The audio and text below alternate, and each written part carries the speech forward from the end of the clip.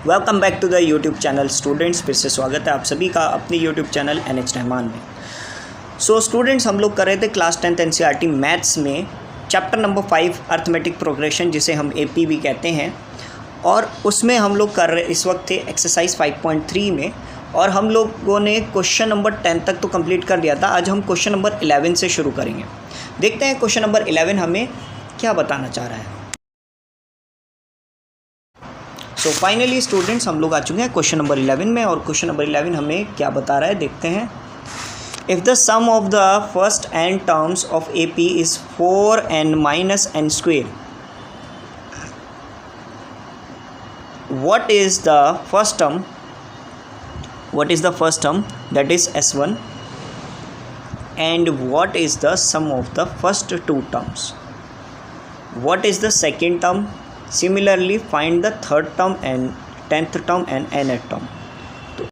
तो एक तरह से देखा जाए, मेरे पास जो है ना यहाँ पे जनरल फार्मूला गिवन है SN का सम ऑफ नंबर्स का। मेरे पास जनरल फार्मूला गिवन है 4n minus n square, और यहाँ पर फर्स्ट टर्म जो है मेरी वो S1 क्वेश्चन ने बोला है, मतलब S1 जो है वो मेरी A1 के इक्वल है।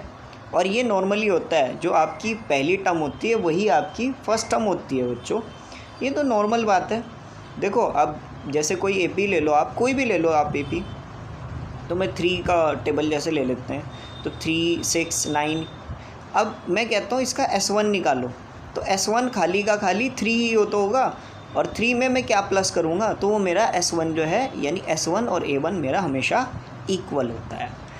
उसके बाद अगर देखा जाए S2 को, तो S2 मेरा जो होता है A2 प्लस A1 होता है, यानी मैं जब इसका S2 निकालूंगा तो 3 में मैं 6 को प्लस करूंगा, ठीक है ना। 3 में मैं 6 को प्लस करूंगा तो वही आएगा मेरा, ठीक है। तो यहाँ पे नेक्स्ट चलते हैं। तो यहाँ पे अगर मैं S1 निकालता हूँ यानी A1 निकालता हूँ, तो S1 यानी n की प्लेस पर मैं 1 रख देता हूँ। यहाँ 4 1 ज़ा 4, n 1 स्क्वायर 1 होता है, 4 में से 1 गया तो 3 बचता है, तो A1 मेरा 3 बच चुका है।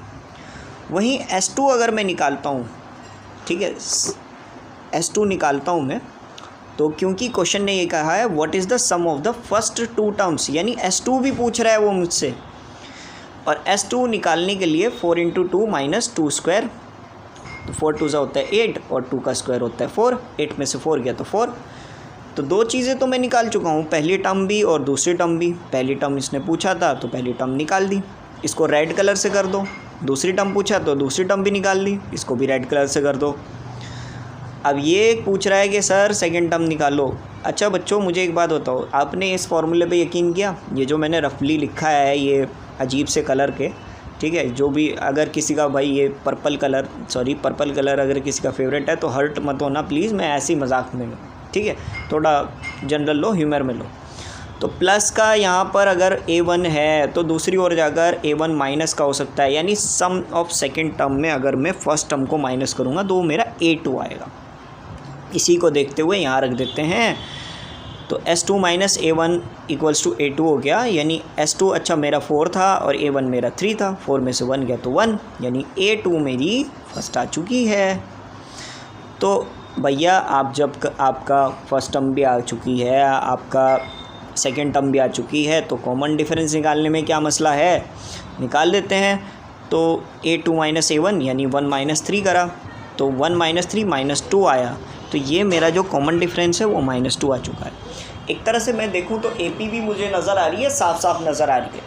AP मेरी हो चुकी है 3, 1, -1, -3, क्योंकि मैंने -1 ही मैं ऐड करता रहा तो ये चलेगी। अच्छा ये सब तो हो गया सर, अब बाकी चीज़ें क्या पूछ रहा है वो, यहाँ तक तो क्वेश्चन समझ में आ गया। ये कह रहा है फाइंड द थर्ड टर्म निकालो भाई, तो A3 रख दो, A plus bracket 3 - 1 × D, common difference 2 -2 है, फर्स्ट टर्म मेरी 3 है, 3 में से 1 गया तो 2 बचता है, 2 की मल्टीप्लाई 2 से हुई तो -4 आया, भाई माइनस का 2 था, 3 - 4 हो गया मेरा -1, यानी A3 आ चुकी है -1। A10 भी निकाल लो, A10 भी तो पूछ रहा था, तो A10 की वैल्यू रखी, तो A plus bracket 10 - 1 × D, A की वैल्यू 3 है, कॉमन डिफरेंस -2 है, 10 में से 1 गया तो 9 बचता है, 9 इंटू 2 होता है 18, 3 माइनस 18 ये आ चुका है -15। आई होप सो यहाँ तक सभी चीज़ें क्लियर हो चुकी हैं। तो ए एन भी निकाल लीजिए। ए एन होगा equals to 3 plus bracket n minus 1 into d. देखो ये एक तरह से जनरल फार्मूला पूछ रहा है मुझसे, तो जनरल फार्मूला यानी एस एन का तो जनरल फार्मूला गिवन है, लेकिन ए एन का जनरल फार्मूला नहीं गिवन है। तो देख लेते हैं, ये सब रख दिया। अब देखो n में से 1 तो माइनस होगा नहीं, क्योंकि n वैल्यू हमें क्या पता क्या है, लेकिन ये 2 अंदर जा सकता है, 2n और माइनस माइनस प्लस होता है तो +2 और ब्रैकेट हटा दो। जैसे ही ब्रैकेट हटाया तो 3 + 2 होता है 5, 5 - 2n। ये हमारा जनरल फार्मूला आ चुका है ए एन का। आई होप सो ये सभी चीज़ें आप लोगों को क्लियर हो चुकी होंगी। आप लोग इसको अपने पास नोट कर सकते हैं। हम लोग बढ़ते हैं नेक्स्ट क्वेश्चन यानी क्वेश्चन नंबर 12 पर।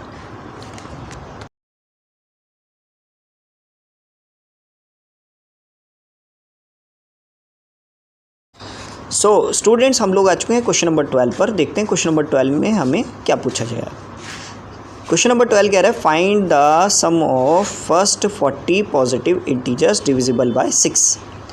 सो 6 के टेबल में 40 पॉजिटिव इंटीजर्स हमें पता करने हैं, यानी 6 इंटू, जैसे AP हो गया हमारा, 6 का टेबल पढ़ लो आप, 6, 12, 18, 24 ये सब हो गया। अब ये पूछ रहा है 40 पॉजिटिव्स, यानी nth टर्म आपकी 40 आ चुकी है, तो 40 तक के कितना आएगा, 40 तक के कितना आएगा, ठीक है। तो देखो मैं एक बात जानता हूँ, 6 इंटू 40 करूँगा ना तो 240 आएगा, यानी जो लास्ट टर्म होगी ना मेरी वो 240 होगी। अरे भाई इनडायरेक्टली हमने एक तरह से लास्ट टर्म भी देख ली। लास्ट टर्म हमारी 240 होने वाली है। फर्स्ट टर्म मेरी 6 हो गई, लास्ट टर्म मेरी 240, nth टर्म मेरी 40। तो ये last sum of last term वाला फॉर्मूला लगा देते हैं ना, तो sum of 40 terms equals to 40/2 bracket 6 + 240। ये रहा लास्ट टर्म, ये रही 6 + 240 होगा 246, और 2 से अगर मैं डिवाइड करूँ इसकी तो वो 20 आएगा। अब बच्चे 20 की मल्टीप्लाई कर दो 246 से, ठीक है। वीडियो को पॉज कीजिए, जल्दी कीजिए, देखते हैं क्या आता है।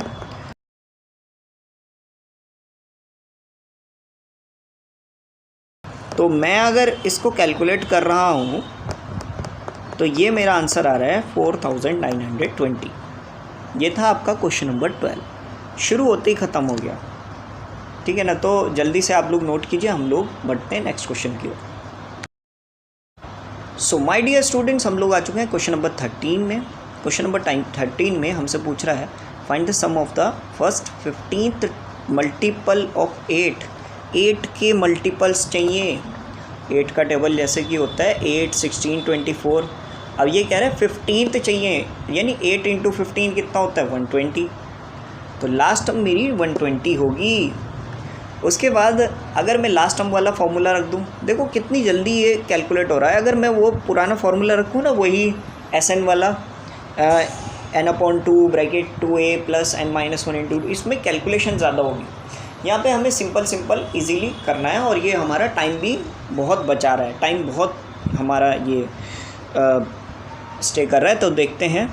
तो लास्ट टर्म मेरी 120, फर्स्ट टर्म मेरी 8 हुई, 120 में 8 प्लस हुआ 128, और 2 को मैं इजीली इससे डिवाइड कर सकता हूँ। तो 2 को अगर मैं 128 से डिवाइड करता हूँ तो 2 6 12 होता है, 2 4 8 होता है। जब 64 को हम 15 से मल्टीप्लाई करेंगे तो वो मेरा आंसर आएगा 960। तो ये था आपका क्वेश्चन नंबर 13। ये भी शुरू होते ही ख़त्म हो गया। तो जल्दी से आप लोग नोट कीजिए, हम लोग बढ़ते हैं नेक्स्ट क्वेश्चन की ओर। स्टूडेंट्स हम लोग आ चुके हैं क्वेश्चन नंबर 14 की ओर। देखते हैं क्वेश्चन नंबर 14 हमें क्या बताना चाह रहा है। Find the sum of the odd numbers between 0 and 50।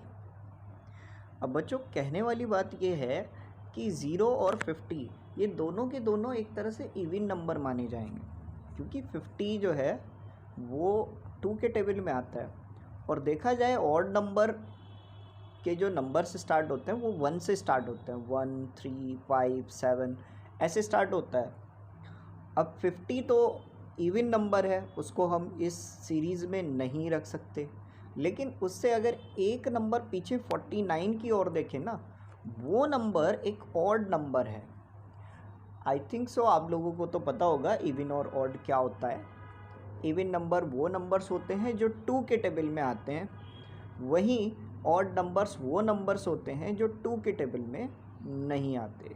Even जैसे कि 2, 4, 6, 8, 10, 12, ठीक है, 14, 16, 18, ये सब इवन नंबर होते हैं। वहीं 1, 3, 5, 7, 9, 11, 13, ठीक है, 15, 17, ये टेबल्स, ये नंबर्स जो हैं ये 2 के टेबल में इंक्लूड नहीं होते। दैट्स वाई हम लोग इसको 1, 3, 5, 7 से लेकर के 49 तक ही नंबर्स को रखेंगे।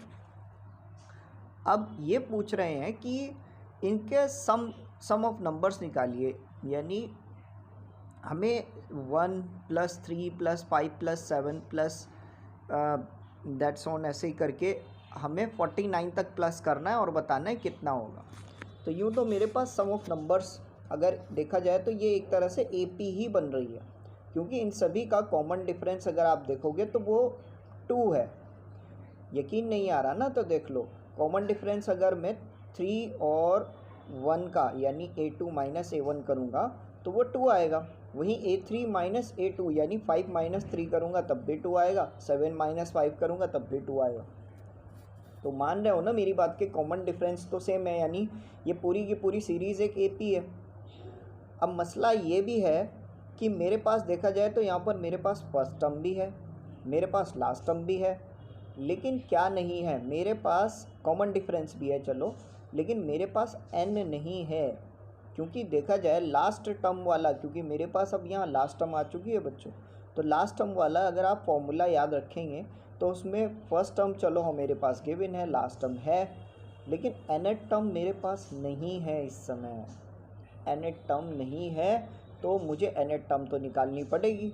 तो मैं उसी तरीके से an के फॉर्मूले से इसको निकाल देता हूँ। तो an का फॉर्मूला क्या था, तो an के हिसाब से हम लोग 49 को रखेंगे, यानी 49 कितनी टर्म्स में आ रहा है। तो an का फॉर्मूला रख दीजिए a + ब्रैकेट n - 1 × d। अब इन सभी की वैल्यू रख देते हैं, जैसे a की वैल्यू 1 है, कॉमन डिफरेंस हमारा 2 है। अब ये 1 यहाँ पर प्लस हो रहा है, दूसरी ओर जाकर माइनस हो जाएगा। वहीं 2 यहाँ मल्टीप्लाई है तो दूसरी ओर जाकर डिवाइड हो सकता है, और ना हो तो हम लोग डायरेक्टली भी कट कर सकते हैं। 2 × 1 = 2, 2 × 2 = 4, 2 × 4 = 8, लॉजिक कट हो गया। तो n - 1 आपका 24 आ चुका है। ये माइनस का 1 दूसरी ओर जाकर प्लस का हो जाएगा। 24 + 1 25 होता है। इसका मतलब आपकी nth टर्म भी आ गई। तो अब हमें निकालना क्या है, यानी S25 निकालना है इसके अकॉर्डिंग। तो S25 निकाल देते हैं, तो बाकी सभी की वैल्यूज़ भी पुट आउट कर देते हैं। जैसे a की 1 है, लास्ट टर्म हमारी 49 है, nth टर्म तो चलो 25 ही है। अब 49 + 1 करूँगा तो 50 आएगा, और 2 को 50 से मैं डिवाइड कर सकता हूँ, डिडक्ट कर सकता हूँ, काट सकता हूँ। 2 × 25 होता है 50। अब बचा क्या, 25 × 25। तो बच्चों आप लोगों को तो याद होगा 25 का स्क्वायर क्या होता है, 625। तो 625 इस सभी का आंसर आ चुका है। आप लोग नोट कर सकते हैं, और एक बार अगर आप पीछे से चेक करें तो वो भी बिल्कुल करेक्ट आ रहा है। तो जल्दी जल्दी नोट कीजिए, हम लोग बढ़ते हैं नेक्स्ट क्वेश्चन की ओर। सो फाइनली हम लोग बच्चों आ चुके हैं क्वेश्चन नंबर 15 की ओर। और क्वेश्चन नंबर 15 हमसे बताना क्या चाह रहा है, बड़ा सा क्वेश्चन है और काफ़ी सारे वर्ड्स हैं। बच्चे 4-5 लाइंस इस अकेले क्वेश्चन की देखकर डर जाएंगे, बोलेंगे सर ये बड़ा क्वेश्चन है, नहीं समझ में आएगा, नहीं हो पाएगा। यही आप गलती करते हो, बड़े क्वेश्चन को देखकर डर जाते हो। हालांकि ये क्वेश्चन सेम ऐसी ही है जैसे आप पीछे के क्वेश्चंस करते आ रहे हो। बाकी क्वेश्चंस जैसे आप लोगों ने किए सेम ऐसे ही ये भी क्वेश्चन है। तो देखिए, अगर आप क्वेश्चन से डर गए तो समझ लीजिए क्वेश्चन आपको नहीं आ पाएगा, सॉल्यूशन भी नहीं हो पाएगा आपसे। आपके समझ में भी नहीं आ पाएगा। तो देखिए क्वेश्चन क्या है। A contractor on a construction job specify a penalty for delay of a completion beyond the certain date as follow. एक ठेकेदार जो कंस्ट्रक्शन साइट पर काम कर रहा है, अगर वो इस काम को करने में देरी लगाता है, काफ़ी समय लगाता है, तो उसको पेनल्टी देनी पड़ सकती है, यानी जुर्माना देना पड़ सकता है। जितना वो देर लगाएगा उतना उसको पेनल्टी देनी पड़ेगी। जैसे कि अगर उसने फर्स्ट डे में एक दिन लेट काम स्टार्ट हुआ, एक दिन लेट किया उसने, तो उसको 200 रुपीज़ देने पड़ेंगे। अगर उसने वर्क करते करते 2 दिन लगा दिए, 2 डेज़ उसको हो चुके हैं, तो उसको 250 रुपीज़ देने पड़ेंगे। तीसरे दिन उसको 300, ऐसे करके उसको डेली 50 रुपीज़ ज़्यादा देने पड़ेंगे। तो देखिए आगे लिखा हुआ है ना, the penalty for each succeeding day being 50 more than for the preceding day. तो हर रोज़ उसको 50 रुपीज़ ज़्यादा देने पड़ेंगे। फर्स्ट डे उसको अगर एक दिन उसने लेट किया तो 200, नेक्स्ट डे उसको 250, उससे थर्ड डे 300। ठीक है ना, यहाँ तक समझ में आया। तो ये पूछ रहा है how much money the contractor has to pay as penalty. कितने दिन में कॉन्ट्रैक्टर पेनल्टी पे करेगा if he has delay the work by 30 days. अगर उसने 30 डेज़ लेट वर्क किया तो उसको कितनी पेनल्टी देनी पड़ेगी। तो ये एक तरह से एपी है आपकी। जैसे फर्स्ट डे आपका 200 है, सेकंड डे आपका 250 है, थर्ड डे आपका 300 है, ऐसे ही चलते चले जाएंगे। और कॉमन डिफरेंस मुझे साफ साफ यहाँ पे क्वेश्चन में बताया है कि कॉमन डिफरेंस आपका 50 है। वहीं आपकी एनेट टर्म आपकी 30 हो गई, क्योंकि इन्होंने खुद कहा है कि कॉन्ट्रैक्टर ने 30 डेज़ लेट काम किया है, देर से काम किया है। तो हम S30 नॉर्मल सा निकाल लेते हैं। अब देखो मेरे पास यहाँ लास्ट टर्म नहीं गिवन है। अब या तो मैं लास्ट टर्म अलग से निकालूं, वैसे तो मेरे पास यहाँ पर लास्ट टर्म गिवन नहीं है, और अगर निकालनी है तो अलग से आपको निकालनी पड़ेगी A30 के हिसाब से। लेकिन बेहतर ये रहेगा हम वही पुराना फॉर्मूला यूज़ कर लेते हैं। तो एनेट की वैल्यू आपकी 30 है, ए की वैल्यू आपकी 200 है, ठीक है ना। कॉमन डिफरेंस आपका 50 है। ये सारी वैल्यूज़ मैंने यहाँ पर पुट आउट कर दी। अब 30 में से 1 जाएगा तो 29 बचेगा। वहीं 200 की मल्टीप्लाई हम 2 से करेंगे तो 400 आएगा। 29 यहाँ तक आ चुका है, और ये भी बाहर नंबर्स हैं तो इनको भी हम इजीली कट कर सकते हैं। 2 × 15 होता है 30। अब 29 की मल्टीप्लाई हम 50 से करेंगे तो क्या आएगा। तो 29 की मल्टीप्लाई अगर हम 50 से करेंगे तो वो 1650 आएगा, यानी 1650, 1650। तो 1650 यहाँ तक आपका आंसर आ चुका है। आई होप सो आप लोग इसको रफली देख सकते हो, मैंने ये ऑरेंज कलर से किया हुआ है। अब 1650 को आप प्लस करेंगे 400 से तो वो 2050 आएगा, यानी 2050, यानी 2050। इसके बाद 2050 की मल्टीप्लाई हमें 15 से करनी है। अब 2050 की मल्टीप्लाई जब आप 15 से करेंगे तो आपका आंसर क्या आएगा। जल्दी से नोटबुक उठाइए, जल्दी से पेन उठाइए, जल्दी से चेकआउट कीजिए, देखिए क्या आंसर आएगा।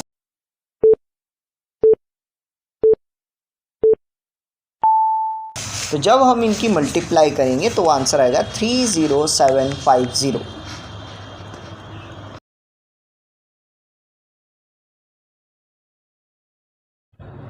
फाइनली स्टूडेंट्स हम लोग आ चुके हैं क्वेश्चन नंबर 16 में, और क्वेश्चन नंबर 16 हमें बताना क्या चाह रहा है देख लेते हैं।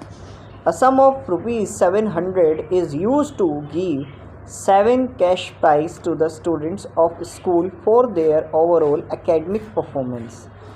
तो 7 कुछ प्राइजेस हैं, 7 प्राइजेस हैं जिनको टोटल मिला करके 700 रुपीज़ बढ़ रहे हैं। ठीक है, 700 रुपीज़ बन रहे हैं, यानी first prize, second prize plus third prize plus fourth, fifth, sixth और प्लस 7th प्राइज़, तीनों साथ के साथ प्राइसेस को जब हम ऐड करेंगे तो वो 700 आएगा। और इन्होंने एक बात और कही है, बोल रहे हैं if each price is 20 rupees less than it's preceding price. तो हर एक जो प्राइस है वो उसके प्रीसीडिंग से यानी उसके आगे वाले से या पीछे वाले से 20 रुपये कम है।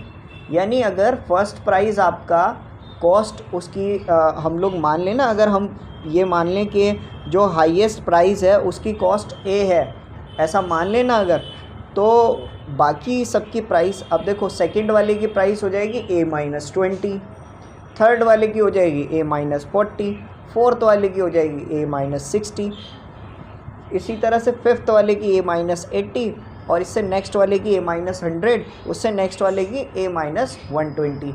एक तरह से 2 का टेबल बन जाएगा, ठीक है, 2 नहीं 20 ही सही, 20, 40, 60, 80, 100, 120, यानी 20 रुपीज़ का सब में गैप है। तो मैं ये भी कह सकता हूँ कि इनका जो कॉमन डिफरेंस रहेगा, यानी ये एक आपकी AP बन गई, ठीक है ना, यहाँ ये आपकी एक AP बन चुकी है। अब ये पूछ रहे हैं find the value of each price, हर एक की जो प्राइस है, हर एक प्राइस जो है उसकी वैल्यू आपको बतानी है। फर्स्ट प्राइस की वैल्यू कितनी है, सेकंड प्राइस की कितनी है, थर्ड की कितनी है, फोर्थ की कितनी है, फिफ्थ की, सिक्स्थ की, सेवन्थ की, साथ के साथ प्राइसेस की वैल्यू बतानी है। और साथ के साथ जो है आपस में 20 रुपीज़ लेस हैं, ठीक है ना। तो इसी तरह से हमारी एक ये AP भी तैयार हो गई, क्योंकि देखो ये देखा जाए तो इन सभी का कॉमन डिफरेंस 20 है, सब में मैंने -20 किया है, तो कॉमन डिफरेंस भी आ गया। अब ये क्या कह रहे थे कि इन साथ के साथ प्राइसेस को ऐड करना है, ऐड करोगे तो वो 700 आएगा। देखा जाए तो ये कितने हैं, 7 है, तो 7th nth टर्म हमारी 7 हो चुकी, और आपका जो S7 है यानी सम ऑफ 7th टर्म है वो 700 आ चुका है। मेरे ख्याल से आपको ये क्वेश्चन क्लियर हो चुका होगा। तो जो Sn का फॉर्मूला है वो रख दीजिए, Sn equals to n/2 bracket 2a plus 1 n-1 into d। और अब यहाँ S7 निकालनी है तो 7/2 और 7-1 यहाँ रख दीजिए। अब देखो S7 की वैल्यू तो पता है ना 700 है, और देखो मेरे पास कॉमन डिफरेंस भी मुझे पता है। अब कॉमन डिफरेंस जो है ना वो माइनस का 20 रखेंगे, क्योंकि 20 रुपीज़ लेस हो रहे हैं, तो कॉमन डिफरेंस आपका -20 रखा जाएगा। बात समझ में आ गई ना। अब देखो 7 में से 1 गया तो 6 बचता है, 6 की मल्टीप्लाई 20 से हुई तो 120 आया। अब ये 2 यहाँ डिवाइड हो रहा है, दूसरी ओर जाकर मल्टीप्लाई, और 7 यहाँ पे मल्टीप्लाई हो रहा था, दूसरी ओर जाकर डिवाइड हो जाएगा। 7 से 700 कट हो जाएगा, 7 1 ज़ा 7 होता है, यानी 100 से आता है ना 700, 100 इंटू 2 तो 200 आ गया। अब ये 120 यहाँ माइनस का है, दूसरी ओर जाकर प्लस का हो जाएगा। 120 प्लस होगा अगर 200 से तो वो 320 आएगा। और ये 2 से अगर मैं डिवाइड कर दूँ इसको, क्योंकि ये मल्टीप्लाई हो रहा था दूसरी ओर जाकर डिवाइड हो गया, तो 2 अगर डिवाइड हो जाएगा तो ये आ जाएगा फर्स्ट टर्म आपकी, फर्स्ट प्राइस यानी A आपका 160 आ जाएगा। तो मैं कह सकता हूँ कि मेरा जो फर्स्ट प्राइस है वो 160 आएगा। अब हर एक में डिफरेंस जो है 20 का है, तो सेकंड प्राइस कितना होगा, सेकंड प्राइस में मैं फर्स्ट प्राइस 160 है, उसमें 20 माइनस करूँगा यानी 140। उसके बाद थर्ड प्राइस मेरा फिर से 160 में फिर दोबारा से माइनस करूँगा मैं ये, तो ऐसे ही सारी की सारी मेरी टर्म्स आ जाएंगी, ठीक है। फर्स्ट प्राइस मेरा 160, सेकंड प्राइस 140, थर्ड प्राइस मेरा 120, फोर्थ प्राइस 100, फिफ्थ प्राइस मेरा ये आ गया। इस तरीके से मैं सारे प्राइसेस की वैल्यू निकाल सकता हूँ। आप पीछे चेक करेंगे तो यही आ रही है। सो मेरे ख्याल से आपको ये आंसर समझ में आ गया होगा। अब आप लोग इसको नोट कर सकते हैं अपनी अपनी नोटबुक्स में, और सेम आंसर आ रहा है, बिल्कुल यही है, 160, 140, 120, 100, ठीक है ना, यही है 80 और फिर उसके बाद 60, यही है। तो आप लोग नोट कीजिए अपनी अपनी नोटबुक्स में बगैर फिक्र के, जल्दी कीजिए। फाइनली फ्रेंड्स मैं आ चुका हूँ क्वेश्चन नंबर 17 में। और क्वेश्चन नंबर 17 हमें बताना क्या चाह रहा है, ये कह रहा है in a school students thought of planting trees in and around the school to reduce air pollution.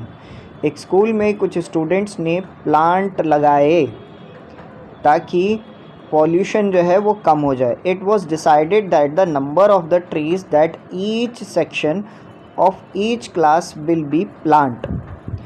तो जो क्लास 1 है, मतलब उन्होंने जो है ये डिसाइड किया कि नंबर ऑफ़ ट्रीज़ जो हैं वो लगाएंगे, हर एक सेक्शन क्लास का वो उनके क्लास के अकॉर्डिंग लगाएगा। Will be the same as the class, तो वो क्लास के अकॉर्डिंग लगाएगा। जैसे कि फर्स्ट क्लास 1 प्लांट लगाएगा, वन ट्री लगा देगा, ठीक है, एक ट्री लगाएगा। जो सेकंड क्लास होगी 2 ट्रीज़ लगाएंगे, थर्ड क्लास 3 ट्रीज़ लगाएंगे, फोर्थ क्लास 4, 5 क्लास 5 ट्रीज़ लगा देंगे, 6 क्लास 6, 7 क्लास 7 ट्रीज़ लगा देंगे, 8 क्लास 8, इसी तरह 9th 10th और 11th और 12th।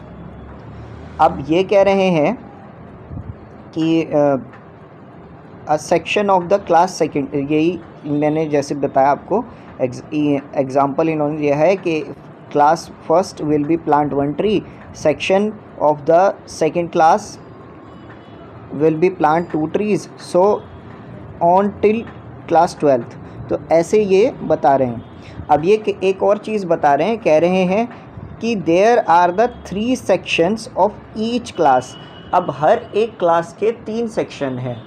फर्स्ट का जैसे first A, first B, first C, इसी तरह second A, second B, second C, third का third A, third B, third C, fourth का 4A, 4B, 4C, फिफ्थ का 5A, 5B, 5C, इसी तरह 12 तक के ऐसे हैं। अब प्रॉब्लम ये है, ये पूछ रहे हैं how many trees will be planted by the tree. अब जैसे कि फर्स्ट क्लास की मैं अगर बात करूं तो सवाल आपके समझ में आ जाएगा कि ये क्वेश्चन आपसे पूछ क्या रहा है। जैसे मैं फ़र्स्ट क्लास की बात करूं तो फर्स्ट क्लास के बच्चे एक पेड़ लगाएंगे, लेकिन यहाँ 3 सेक्शन है, तो फर्स्ट ए से एक पेड़ लगेगा, फर्स्ट बी से एक और पेड़ लगेगा, फर्स्ट सी से एक पेड़ लगेगा, इस तरह करके 3 पेड़ हो जाएंगे। अब सेकंड क्लास की बात करें तो सेकंड ए वो 2 पेड़ लगाएंगे, सेकंड बी वो 2 पेड़ लगाएंगे, 2 ट्रीज़, इसी तरह से सेकंड सी जो है वो भी 2 ट्रीज़ लगाएंगे, 2 ही पेड़ लगाएंगे, तो इनका टोटल हो जाएगा 6। तो मेरे ख्याल से आप बात को समझ गए होंगे, बात की गंभीरता को समझ गए होंगे। इसी तरह से अगर थर्ड क्लास का करें बात तो थर्ड क्लास के कुछ इस तरह से बनेंगे कि थर्ड ए 3 पेड़ लगा रहे हैं, थर्ड बी 3 पेड़ लगा रहे हैं, थर्ड सी वो भी 3 पेड़ लगा रहे हैं, और इनका सबका टोटल मिला के हो गया 9। सो आपको क्या नज़र आ रहा है, जैसे फर्स्ट में मैंने आपको बताया 3, फिर 6, उसके बाद 9। एक तरह से देखा जाए तो ये 3 का टेबल बन रहा है। तो मैं बोल सकता हूँ द AP विल बी 3, 6, 9, 15, 18, 21, इसी तरह से। अच्छा ये क्योंकि 12 है और 12 3 होता है 36, तो यानी ये 36 तक के मैं 3 का टेबल खींचता चला जाऊँगा। अब मेरे पास क्या चीज़ है और क्या चीज़ नहीं है, अब ये एक तरह से हमसे ये पूछ रहे हैं इन सभी पेड़ों को ऐड करो और बताओ कितने ट्रीज़ एक स्कूल ने यहाँ पर लगा दिए। तो इनका जो फर्स्ट टर्म है वो ए हो गई, कॉमन डिफरेंस 3, क्योंकि ये 3 का टेबल चल रहा है। अब 3 आपको याद होगा प्लस होता रहता है। और nth टर्म यहाँ 12 आ चुकी है क्योंकि 12 क्लास तक के स्कूल है। उसके बाद हम सम ऑफ नंबर्स निकाल देंगे, जो वो फॉर्मूला है हमारा n/2 bracket 2a + n-1 into D वाला। और यहाँ nth की वैल्यू 12 रख दी है, a की फर्स्ट टर्म की वैल्यू 3 रख दी है, और कॉमन डिफरेंस हमारा 3 है। उसके बाद 12 में 1 माइनस किया तो यहाँ पर 11 आ चुका, और बाहर जो है वो मल्टीप्लाई कर दे, ये डिवाइड हो रहा है, 2 और 12 आराम से कट हो सकता है, 2 6 12 होता है। 11 की मल्टीप्लाई जब मैं 3 से करूँगा तो वो 33 आएगा, 33 + 6 होता है 39। और क्योंकि वीडियो की लेंथ पहले से बहुत ज़्यादा लंबी हो चुकी है, तो आप लोग अगर चाहें तो पॉज करके वीडियो को कर सकते हैं। तो इसका आंसर आपके सामने आएगा 234। आई होप सो ये क्वेश्चन आपको क्लियर हो चुका है और क्वेश्चन में क्या है क्या नहीं है सब कुछ समझ में आ चुका होगा, एकदम बिल्कुल आप लोगों को क्लियर हो चुका होगा कि क्वेश्चन में हमसे क्या पूछा गया था और हमें क्या बताना था। सो आप इसको नोट कर सकते हैं अपनी अपनी नोटबुक्स में, और नेक्स्ट वीडियो हमारी जल्द ही आएगी।